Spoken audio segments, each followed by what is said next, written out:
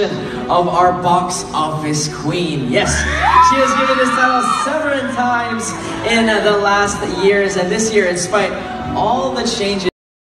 Nakatanggap ng award si Kathryn Bernardo bilang Box Office Queen 2024 mula sa kanyang pelikulang A Very Good Girl. Win that crown all on her own. Her role in A Very Good Girl is certainly out of her comfort zone, yes, but she was able to live out her character perfectly and even made the movie the second. Si Kathryn Bernardo ay nominated bilang Best Actress sa 72nd FAMAS Our Box Office Queen, the one and only Kathryn Bernardo! Presenting the trophy from the Guillermo Foundation, our engineer Rick Santiago and Chris Mendoza. Nagsisigawan at tuwang-tuwa ang mga fans at supporters ni Kathryn. And Chris Mendoza.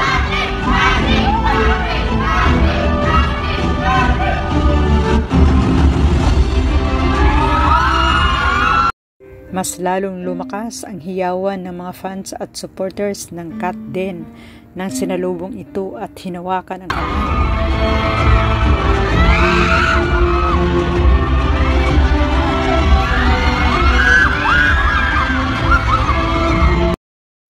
Napaka-gentleman ang gwapong si Alden Richards.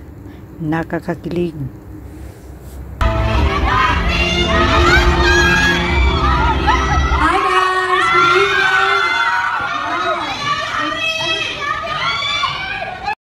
Taos puso ang pasasalamat ni Kathryn Bernardo sa kanyang nakamit na awards. Because he killed it. Maraming salamat na unti-unti na pabalik natin yung mga tao sa sinihan at ang laking bagay na very good film. ABTG is a project that will always be close to my heart. Congratulations, Miss Kathryn Bernardo. Ang galing mo. You are deserving to have it. A brave material about powerful women. It's about women who are not afraid to go after what they want and to fight for what is right. Hanggang sa matapos po namin.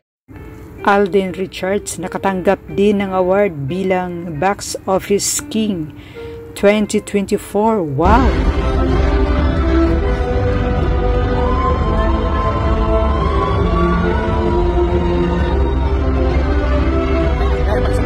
Magkasabay pa si Kathryn at Alden.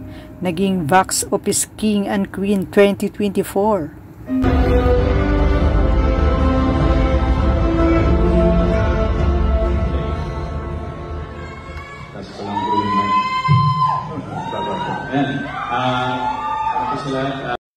Kaya kilig to the bone ang mga fans at supporters ng Kat Den.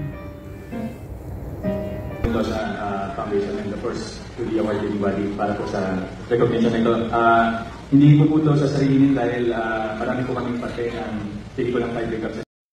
Nagpapasalamat si Alden Richards sa lahat na sumuporta sa kanya. And sa lahat po ng sumuporta, sa lahat po ng black streaming, sa supporters ko, maraming salamat para sa inyo. And siyempre, I'd like to also share this award sa aming pong director. Grabe ang hiyawan ng kanyang mga fans at supporters habang nagsasalita si Alden. And maraming salamat po. I didn't expect na more than a decade of my career na magkakaroon po ng recognition when it comes to the box office. So this is a blessing and sana po marami rin po ako. Congratulations to both of you, Kathryn and Alden. Sana marami pa kayong achievements. Napaka-sweet ng Kat Den, bagay na bagay.